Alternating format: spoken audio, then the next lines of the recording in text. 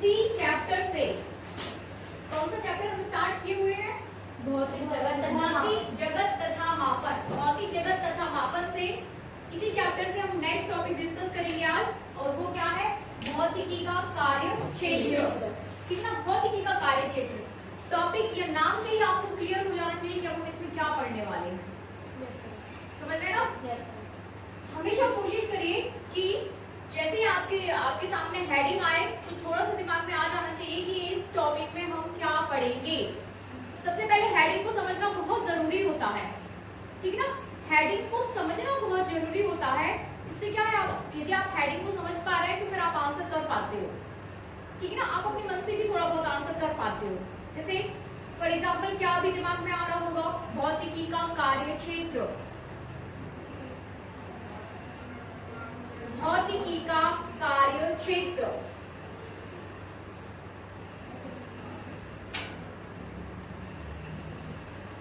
कार्य क्षेत्र मतलब क्या? कि भैया भौतिकी का क्या कार्य है, इन्हीं बातों पे डिस्कस करेंगे ना। भौतिकी का क्या कार्य है, अभी एट प्रेजेंट समझ पा रहे हैं भौतिकी का क्या कार्य है? आसपास चीजें आपको दिखाई दे रही होंगी। पंखा भौतिकी के सिद्धांत पे काम कर रहा है आपका। लाइट, विद्युत, चुंबक, ये सब क्या है? भौतिकी है, ठीक है ना? इज दैट क्लियर ना? आपका मोबाइल फोन, आपका कंप्यूटर है कि नहीं? भौतिकी का कार्य क्षेत्र। नोट करिए।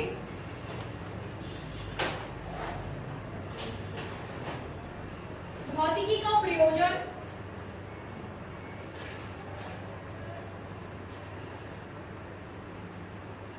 भौतिकी का प्रयोजन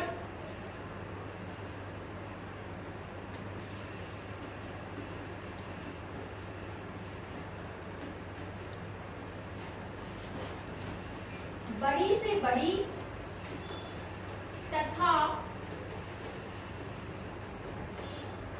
छोटी से छोटी, बड़ी से बड़ी तथा छोटी से छोटी प्राकृतिक घटना का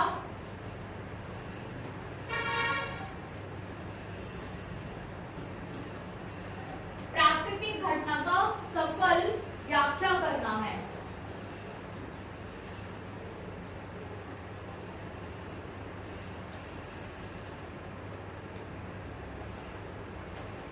ठीक है ना?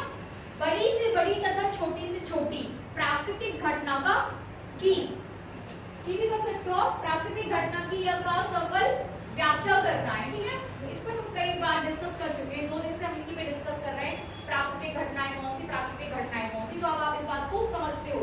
नेक्स्ट इसी में लिखिए, इसके अंतर्गत हम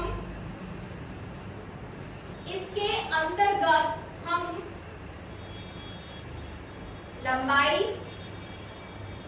इसके अंतर्गत हम लंबाई, द्रव्यमान, कॉमा करके लिखते चलिए, ठीक है ना?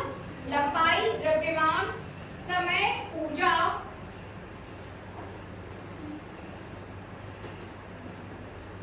लंबाई, द्रव्यमान, समय, ऊर्जा आदि भौतिक राशियों के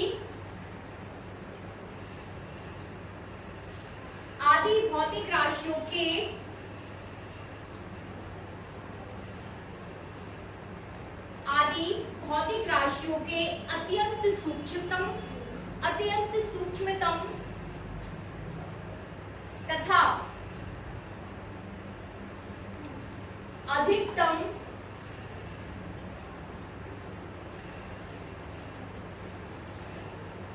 परिमाण का अध्ययन करते हैं।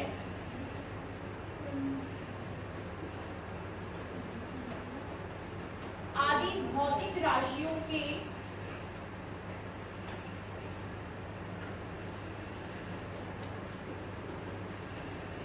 अत्यंत सूक्ष्मतम तथा अत्यंत विशाल परिमाण की व्याख्या करते हैं या अध्ययन करते हैं।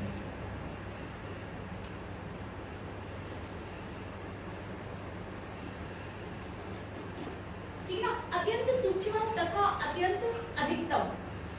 समझ पा रहे हैं इस बात को? देखिए भौतिकी में जितना अपने आप को विकास किया है उसी में ही हम चीजों को नाप पाते हैं। कौन कौन सी भौतिक राशियां? जो मेन भौतिक राशियां हैं उनकी बात करें, इसके अलावा भी कई भौतिक राशियां होती हैं। लंबाई, द्रव्यमान, समय, ऊर्जा, ये सब क्या है? भौतिक राशियां हैं। ठीक है ना? तो भौतिकी का जो कार्य क्षेत्र है इसका काम है कि चीजों को नाप पाना, उनका परिमाण दे पाना। नाप पाना, परिमाण से मतलब क्या है? जैसे मैं बोलूं कि ये जो है 2 सेंटीमीटर है, तो ये जो 2 सेंटीमीटर है ये क्या है? परिमाण। ठीक है? अत्यंत सूक्ष्मतम का मतलब क्या है कि हम जो है एट प्रेजेंट बहुत कम से कम वैल्यू को भी माप पाते हैं, जैसे 0.1 × 10⁻19 अत्यंत सूक्ष्मतम राशि है। ठीक है ना? 0.1 × 10⁻−19 ये क्या है? अधिकतम, बहुत ही कम सूक्ष्मतम राशि है। इसको भी आप माप पा रहे हो। आप यहाँ से लेके पृथ्वी तक, यहाँ से लेके सूर्य तक की दूरी भी नाप पा रहे हो। ठीक है ना? तो ये क्या है? अधिकतम। ये किस में चला जाएगा आपका? अधिकतम में। तो ये जो 0.112 0.00001 इस राशि को भी आप नाप पा रहे हो। ठीक है ना? पॉइंट क्लियर हो रहे हैं आपको? तो ये सब किस में आएगा? भौतिकी के कार्य क्षेत्र में। ठीक है ना? वैसे हम द्रव्यमान की बात करते हैं, समय की बात करते हैं और हम ऊर्जा की बात करते हैं। ये आप में निहित ऊर्जा कितनी हो सकती है, या छोटे से कण में निहित ऊर्जा कितनी हो सकती है। ठीक है? ये सूक्ष्मतम राशि हो गई। सूर्य में निहित ऊर्जा कितनी हो सकती है? ये अधिकतम राशि हो गई। ठीक है ना? तो भौतिकी इतना ब्रॉड हो गया है कि आप सूक्ष्मतम राशि को भी नाप पा रहे हो और अत्यंत अधिकतम राशि को भी नाप पा रहे हो। ये इसके कार्य क्षेत्र में आ जाएगा। ठीक है? आगे नोट करिए।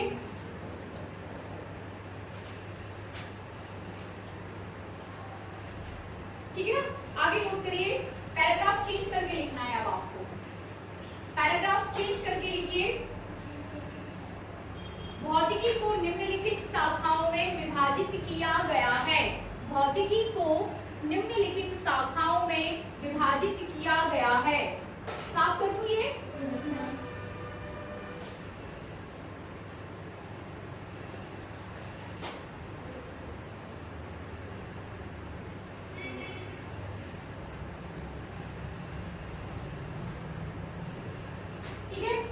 भौतिकी को निम्नलिखित शाखाओं में विभाजित किया गया है। लिखिए। यांत्रिकी तथा पदार्थ के गुण, यांत्रिकी तथा पदार्थ के सामान्य गुण,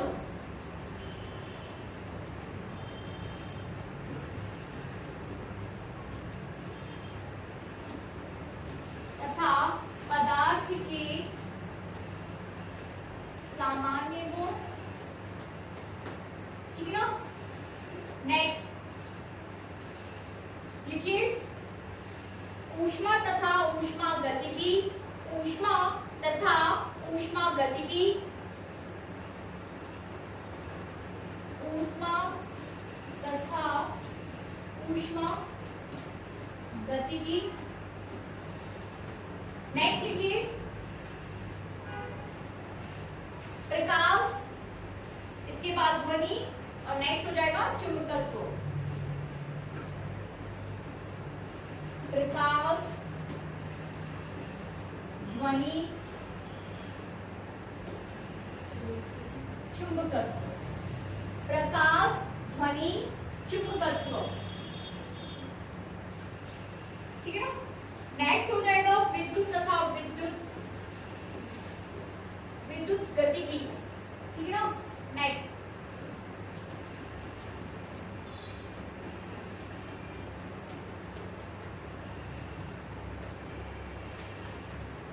विद्युत तथा विद्युत गतिकी। एंड नेक्स्ट हो जाएगा आपका आधुनिक भौतिकी।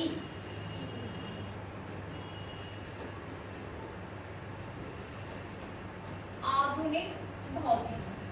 ठीक है ना? चलिए, ठीक है। तो हम विज्ञान को समझे, विज्ञान के बाद आपने भौतिकी को समझा, भौतिकी के बाद भौतिकी के कार्य क्षेत्र को समझा। अब हम समझ रहे हैं भौतिकी की शाखाएं, समझ रहे ना, भौतिकी की शाखाएं। अभी आप विज्ञान की सिर्फ एक पुस्तक पढ़ा करते थे, उसके बाद 11th में आपका क्या हुआ कि सारी पुस्तकें जो है फिजिक्स, केमिस्ट्री, बायो सब क्या हो गया, अलग अलग हो गया। अब जब आप और 12th के बाद जाओगे, हायर क्लासेस में जाओगे और हायर क्लासेस में 12th के बाद की पढ़ाई करोगे, यदि फिजिक्स को लेके आप पढ़ाई करते हो तो इन हर एक सब्जेक्ट की बुक अलग अलग होगी। यांत्रिकी की बुक आपकी अलग होगी, तो सब यहाँ पे ऊष्मा तथा ऊष्मागति की पुस्तक जो है आपकी अलग होगी। और सिर्फ एक पुस्तक नहीं होगी, पता चले कि यांत्रिकी की 50 पुस्तकें हैं, 50 राइटर्स ने लिख के रखा हुआ है, समझ रहे ना। तो अलग अलग पुस्तकें होंगी। कोई टॉपिक आपके सिलेबस का कोई टॉपिक आपको किसी बुक में मिल रहा है, कोई टॉपिक किसी बुक में मिल रहा है। जैसे लाइब्रेरीज में बुक्स रखी रहती हैं, आपको जाना है वहाँ, अपने टॉपिक को सर्च करना है, उसको नोट करना है, पुस्तक को वहाँ रख देना है, फिर दूसरी पुस्तक उठाना है, फिर अपने टॉपिक को नोट करना है, फिर उसको वहाँ रख देना है। ऐसा है। Is that clear? बात समझ में आ रही?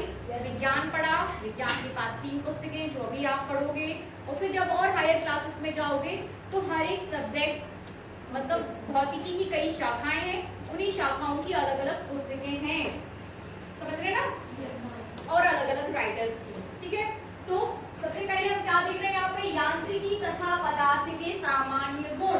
यांत्रिकी तथा पदार्थ के सामान्य गुण, ये पूरा चैप्टर आप 11th में पढ़ने वाले हो। यांत्रिकी, ठीक है, यांत्रिकी तथा पदार्थ के सामान्य, मतलब ये सामान्य फिजिक्स में चलेगा आपका। इस यांत्रिकी में आप पूरा न्यूटन के नियम, गति के नियम, ये सारी चीजें आप देखने वाले हो। पदार्थ के सामान्य गुण, इस पदार्थ के सामान्य गुण में पदार्थ समझते हैं, यस सर, ठोस, द्रव, गैस।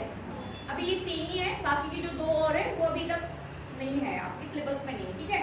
तो ठोस, द्रव, गैस, इनके सामान्य गुण आप पढ़ोगे। सामान्य गुण जैसे कि उनका खींचना एक गुण है, ठीक है ना, उस पे तनाव कितना है, श्यानता है ना, और आपका ये प्रत्यास्था, ये पदार्थ के सामान्य गुणों में आ जाता है। वही हम डिटेल में डिस्कस करेंगे। मैं यदि आप गुणों की बात करूं तो पृष्ठ तनाव, श्यानता, प्रत्यास्था, ये सब क्या है, पदार्थ के सामान्य गुण, ठीक है। तो ये आप 11th में पढ़ने वाले हो। ऊष्मा तथा ऊष्मागतिकी। ऊष्मा, ऊष्मा किसे कहेंगे, जो ऊर्जा आपको गर्माहट महसूस कराए, ठीक है ना, जो ऊष्मा आपको क्या गर्माहट महसूस कराए, वो ऊर्जा ही ऊष्मा है। उस ऊष्मा का हमें अध्ययन करना है, और उसका जो पूरे एक जो शाखा बन जाती है उसे हम ऊष्मागतिकी बोलते हैं, ठीक है ना।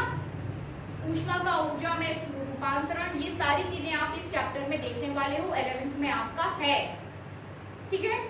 इसके बाद प्रकाश, प्रकाश की विभिन्न घटनाएं, ठीक है ना, परावर्तन, अपवर्तन, व्यतिकरण, विवर्तन, ध्रुवण, प्रकाश का विद्युत प्रभाव, ये सारी चीजें आप प्रकाश में पढ़ोगे, और वो आप नेक्स्ट ईयर पढ़ोगे 12th में, ठीक है। ये हम 12th में पढ़ेंगे। नेक्स्ट है आपका ध्वनि। तो ध्वनि पे जो फिजिक्स है उसे अकॉस्टिक बोल देते हैं या ध्वनिकी बोल देते हैं, ठीक है ना। ध्वनि भी अपने आप में एक फिजिक्स है कि नहीं। भौतिकी का विज्ञान की अन्य शाखाओं से संबंध।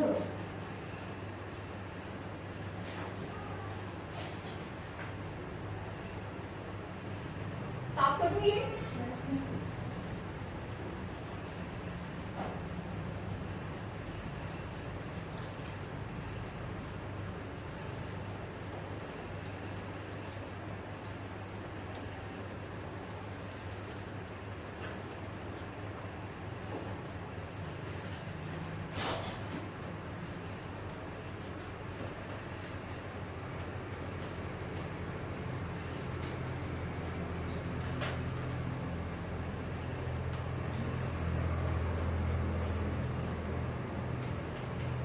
अन्य शाखाओं से संबंधित, ठीक है ना, अन्य शाखाओं से, ठीक है। अन्य शाखाएं मतलब भौतिकी का विज्ञान की अन्य शाखाएं कौन कौन सी हैं, विज्ञान की शाखाएं बताइए, डिस्कस कर चुके हैं। ये तो भौतिकी की शाखाएं, हम विज्ञान की शाखाओं की बात कर रहे हैं, ठीक है ना। वर्ड्स को कैच करिए, विज्ञान की शाखाएं, विज्ञान की शाखाएं, हम भौतिकी की शाखाओं की बात नहीं कर रहे हैं। जीव विज्ञान, वेरी गुड, है ना, जीव विज्ञान, रसायन विज्ञान,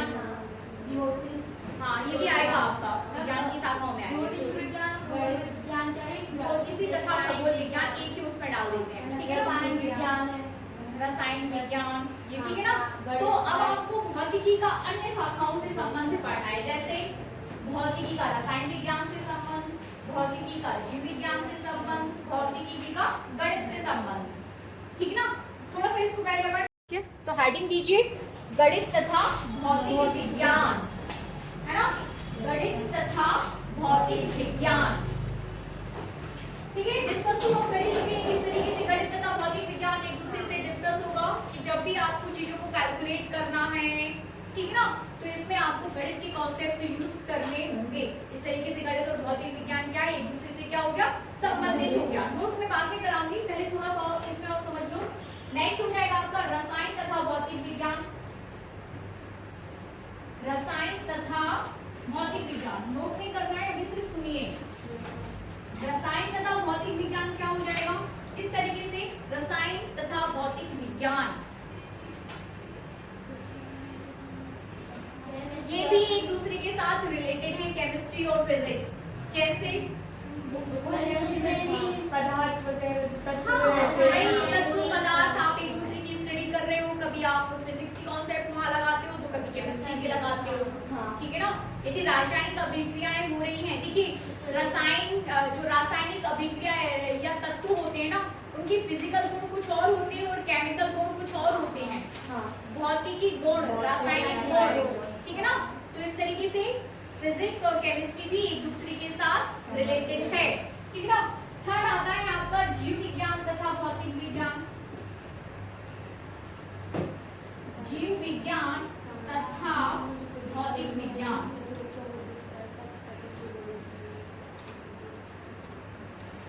जीव विज्ञान तथा भौतिक विज्ञान। मैम जो जीवों में मतलब फिजिकल ग्रोथ होती है वो क्यों हो रही है या उसमें कारण क्या है, तो अगर उसमें, ठीक है ना। अब जैसे आप माइक्रोस्कोप यूज करते हो, वो है तो फिजिक्स का, है ना, फिजिक्स का, लेकिन उसका यूज हम किस में कर रहे हैं, कोशिकाओं को देखने में, ठीक है ना, कोशिकाओं को देखने में। बहुत से ऐसे इंस्ट्रूमेंट्स होते हैं जैसे लेजर टेक्निक जो हमारी है, जो ऑपरेशंस के लिए यूज की जाती है, तो हमारी फिजिक्स उसमें जीव विज्ञान में काम कर रही है कि नहीं। जो बड़े बड़े ऑपरेशंस होते हैं, जो डॉक्टर्स अपने अपने यंत्र लिए रहते हैं, वो सब किसने बनाए, फिजिशियंस ने बनाए, ठीक है ना, फिजिशियंस ने ही वो बनाए हैं, फिजिक्स ने बनाए हैं, ठीक है ना। तो इस तरीके से जीव विज्ञान और भौतिक विज्ञान के एक दूसरे के साथ क्या हो जाएगा, संबंधित। इसके बाद आपका आ जाएगा खगोल विज्ञान तथा भौतिक विज्ञान, जैसे कि ब्रह्मांड पूरे इतना इसमें भी कुछ खगोल और तारे की दूरी, मतलब पृथ्वी से कितनी दूरी है, उसमें होने वाले परिवर्तन भी, ठीक है ना। ग्रहों और उपग्रहों और बाकी दूसरे ब्रह्मांड के जितने भी आपके बड़े बड़े पिंड हैं, उन सब की स्टडी करने के लिए आपको भौतिकी की आवश्यकता, भौतिकी के सिद्धांतों की आवश्यकता होगी, ठीक है ना। जैसे चंद्रयान को छोड़ा गया तो वहां पर दूरी, समय, ऊर्जा, इन सारी चीजों की बात की गई, ठीक है ना। चंद्रयान की स्टडी करना भौतिक विज्ञान खगोल विज्ञान समझ में आ रहा है, लेकिन वहां तक पहुंचने के लिए आपको भौतिकी का सहारा लेना पड़ा, वहां के कॉन्सेप्ट जो है। और एट प्रेजेंट जो हम वर्तमान समय में जब हम ये जी रहे हैं, वहां पर कोई भी विज्ञान एक दूसरे के साथ, मतलब एक दूसरे के साथ, सब एक दूसरे के साथ क्या है, जुड़े हुए हैं, ठीक है ना, सब एक दूसरे के साथ जुड़े हुए हैं, ठीक है। तो बनेगा, नोट करा दूं, लिखिए। सबसे पहले हेडिंग दीजिए गणित तथा भौतिक विज्ञान और नोट करिए। भौतिकी में गणित का बहुत उपयोग है, भौतिकी में गणित का बहुत उपयोग है।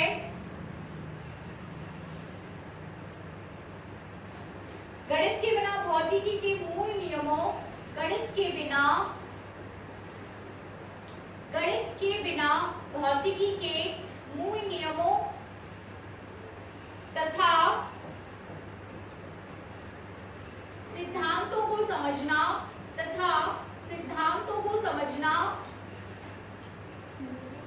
संभव नहीं है, ठीक है ना। सिद्धांतों को समझना संभव नहीं है। 11th में होगा, 12th में होगा, एग्जाम आपका एडमिशन लोगे, फिर एग्जाम्स तो पढ़ाई करोगे, एग्जाम्स लोगे, अपनी पढ़ाई आपकी जो है लगातार क्या है, ये सारे स्टेप्स आपके सेम टू सेम चीज आपकी फिर से 12th में होने वाली है और 12th के बाद फिर लगातार आप जितनी भी क्लासेस आपके हायर स्टडीज आप करोगे वो सारी चीजें आपकी लगातार होती रहेंगी। ध्यान हमें इस बात का देना है कि कॉपीज तो चेक हो गई हैं, ठीक है, आपको अपना आकलन करना है, ठीक है ना, आपको अपना आकलन करना है, आपको अपने आप से सीख लेनी है कि आपने क्या गलतियां की और आप कितना अच्छा और कर सकते थे। क्या आप आधे घंटे पढ़ते थे, क्या आप फिजिक्स आधा घंटा पढ़ते थे, क्या मुझे उसमें और 45 मिनट जोड़ लेना चाहिए, क्या ऐसा कोई टाइम ऐसा सेट किया जा सकता है कि हम उसमें थोड़ा सा और मेहनत कर लें, क्या हमारा समय कहीं फालतू तो नहीं निकल रहा है, क्या रील्स देखने में ज्यादा समय तो हम नहीं दे रहे हैं, मोबाइल चलाने में या घूमने फिरने में, टीवीज देखने में, मूवीज देखने में क्या हम ज्यादा समय तो नहीं दे रहे हैं, क्या बाहर रिश्तेदारी में हम ज्यादा समय तो नहीं दे रहे हैं, ऐसा क्यों कि हमारे परसेंटेज कम हो गए। ये सारी चीजों का आकलन अब आपको आज बैठ के करना है और फिर कल के लिए तैयारी करनी है कि जो गलतियां आपने 11th में की हैं हमें वो 12th में नहीं दोहरानी है, ठीक है ना। बहुत अच्छी बात है कि आपका जो रिजल्ट है वो 100% आया, अच्छी बात है, बहुत अच्छी बात है, उसके लिए तालियां भी, ठीक है ना, उसके लिए तालियां भी। लेकिन ये आपका लोकल एग्जाम था, कैसे एग्जाम था, लोकल, ठीक है ना। आपकी कॉपीज विद्यालय में चेक नहीं हुई है लेकिन सागर में ही चेक हुई है, सागर की किसी दूसरी स्कूल में चेक हुई है, मैंने किसी दूसरे विद्यालय की कॉपी चेक की, आपकी कॉपीज किसी दूसरे विद्यालय की टीचर्स ने चेक की, सभी विषयों की, ठीक है ना। लेकिन 12th में आपकी कॉपीज सागर में चेक नहीं होंगी, सागर के बाहर संभाग चेंज कर दिए जाते हैं, डिस्ट्रिक्ट चेंज कर दिए जाते हैं, पता चले आपकी कॉपी गुना में चेक हो रही, पता चले आपकी कॉपीज देवास के टीचर्स चेक कर रहे हैं, ठीक है ना। तो अब हमें उन बातों का भी ध्यान रखना है, दैट क्लियर, बात समझ में आ रही। अब आपको उन बातों का भी ध्यान रखना है कि अब आप बोर्ड क्लास में आ चुके हो और अब आपका माइंड जो है इस बात ऐसा चलना चाहिए कि आपकी कॉपी सब कोई और चेक करने वाला, बाहर का टीचर्स चेक करने वाला है, तो आपको ध्यान देना है कि कहीं एक नंबर भी आपका फालतू में कटने ना पाए, ठीक है ना। हम लोग ने, मैंने भी बोर्ड की कॉपीज चेक की हैं, बहुत सी मैंने गलतियां देखी कि बच्चे ऑब्जेक्टिव खालिस्तान गलत ही किए जा रहे हैं, पूरा गलत कर दे रहे हैं, एक दो नंबर के जो क्वेश्चन है वो अपने गलत नहीं होना चाहिए, उनमें बड़ा नुकसान है। जैसे 5 नंबर का क्वेश्चन है, आपने थोड़ा बहुत गलत किया, 5 में से चलो आपको 4.5 मिल गए, 4 मिल गए, लेकिन यदि ऑब्जेक्टिव क्वेश्चन आपने 6 नंबर की जोड़ियां जो हैं 6 की 6 गलत कर, एक गलत होती है तो एक और गलत होती ही है, समझ रहे ना। यदि आप सही जोड़ियों में एक गलत करते हो तो एक और गलत होती ही है, तो 6 में से आपके वो 4 नंबर हो जाते हैं, फिर वो 3 नंबर हो जाते हैं और कभी कभी पूरे, तो एक नंबर की क्वेश्चंस आपके खत्म हो जाते हैं वहाँ। तो आपके ध्यान दीजिए, स्टार्टिंग से मैं फिर बता रही हूँ, सभी सब्जेक्ट हिंदी, इंग्लिश, आपका मैथ्स, बायो, फिजिक्स, केमिस्ट्री, इन सभी सब्जेक्ट्स को आपको बहुत डीप पढ़ना पड़ेगा। ऑब्जेक्टिव जरूरी नहीं है कि जो पुस्तक के बाहर आते हैं वही परीक्षा में पूछे जाएं। अभी से पहला दिन है आपका, मैं अभी से आपको बता दे रही हूँ, पूरी साल हमें पढ़ाई करनी है, ठीक है ना। तो मैं अभी से आपको बता दे रही हूँ कि जरूरी नहीं है कि वही ऑब्जेक्ट जो हैं आपको परीक्षा में पूछे जाएं जो पुस्तक के बाहर दिए जाते हैं।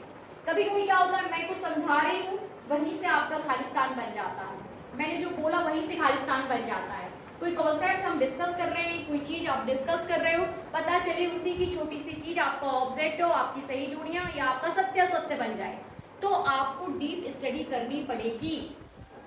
समझ में आ रहा है? सभी बच्चों को फिर से मुबारकबाद, और अच्छे से पढ़ाई करिए और अपने परसेंटेज को आगे बढ़ाइए, ठीक है ना। +5 करिए, +5। जो बच्चे सेकंड डिवीजन है उनको उनका टारगेट होना चाहिए कि 12th में आपका फर्स्ट डिवीजन आना ही चाहिए। जो 70-75 पर हैं वो अपने आप को 80-85 पर लेके जाएं, ठीक है ना। जो 70-75 पर बच्चे रुक गए हैं, 60-65 पर रुक गए हैं, वो 70-75 तक लेके आए अपने आप को। जो 70-75 पर रुक गए हैं वो 80-85 तक लेके जाएं, ठीक है ना। और कोशिश करिए कि हमारी क्लास से मेरिट में भी बच्चे आए, आना चाहिए, आना ही चाहिए। वो भी बच्चे हैं जो मेरिट में आते हैं और आप भी बच्चे हो, वो भी वही कॉपी पुस्तक पढ़ रहे हैं जो आप पढ़ रहे हो, उन्हें भी वैसे ही पढ़ाया जा रहा है जैसे मैं आपको पढ़ा रही हूँ, बाकी टीचर्स आपको पढ़ा रहे हैं, ठीक है। किसी चीज की कोई कमी नहीं है, आपको पढ़ाई करना है और बहुत सारी पढ़ाई करनी है, मेहनत करनी है, थोड़ा भी टाइम वेस्ट ना करें अपना, ठीक है।